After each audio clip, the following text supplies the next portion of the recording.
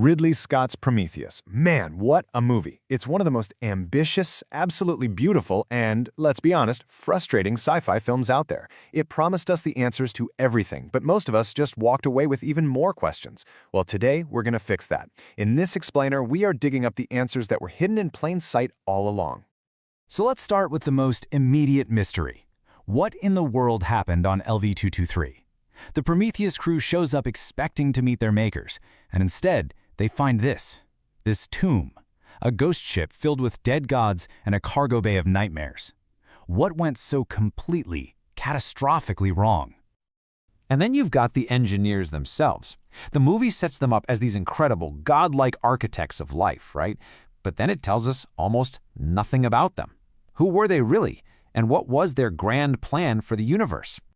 And that, of course, leads to the biggest, most mind-bending question of the entire story. Why? Why go through all the trouble of seeding life on Earth, guiding our evolution, just to turn around and decide to wipe the whole experiment clean with some terrifying black goo?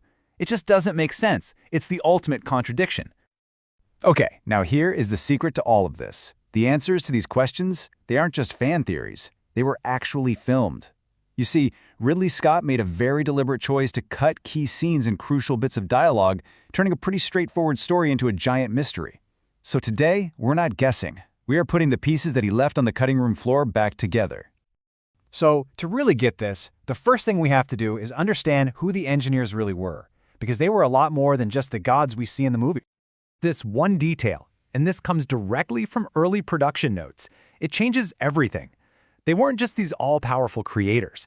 They were an ancient, almost extinct species that had lost the ability to have children naturally. So their acts of creation weren't just some display of power. They were born out of a desperate cosmic need. And this idea, it completely reframes that incredible opening scene of the film.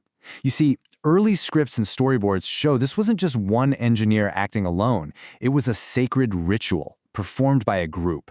An elder engineer blesses a younger, chosen one, who then sacrifices himself, his very DNA unraveling to seed an entire world with the potential for life.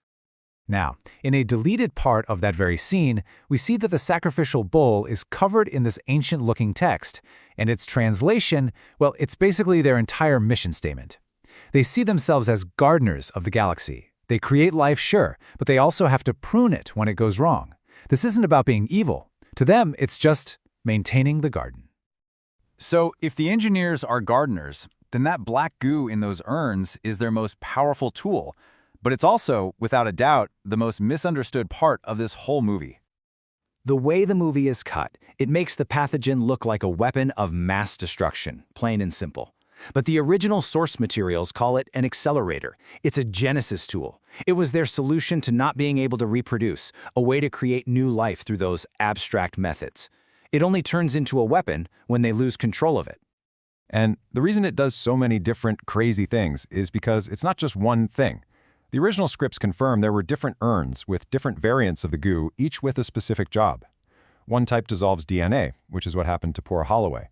Another type mutates the host, which is how we got the monstrous feel field. And a third kind, well, it acts like a parasite, gestating new life inside a host, which of course brings us to Dr. Shaw. Now here is maybe the single biggest clue to what the pathogen really is, and it's something the movie tells us loud and clear.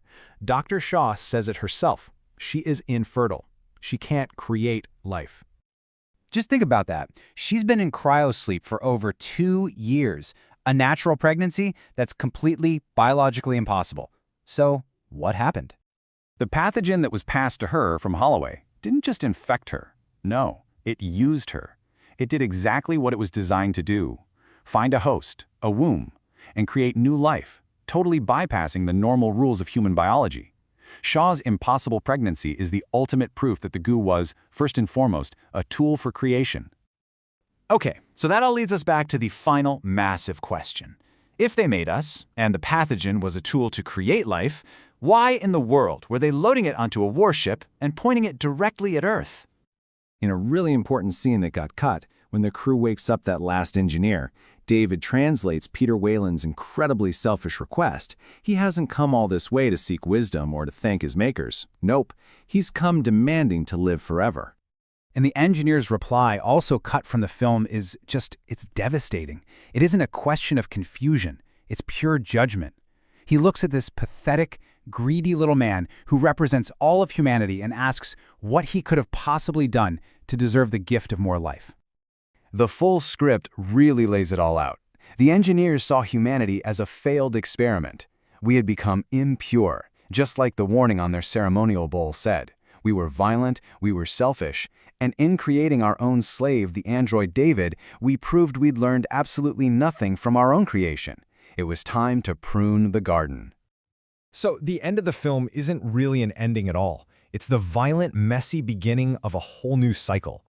What we're seeing in those last few chaotic moments is the pathogen's creative cycle completing itself in the most horrifying way you can imagine. Shaw's offspring, the trilobite, impregnates its own grandfather, the engineer. And from that unholy union, the deacon is born, a terrifying new species that carries the DNA of all three: human, engineer, and the pathogen itself. And this is a really important thing to take away. Shaw's journey with David isn't just about survival anymore. She's not just running away. She's continuing her original quest, but it's changed. She doesn't need to know where we came from anymore. She needs to know why they gave up on us. And that is the real question Prometheus was truly built to ask.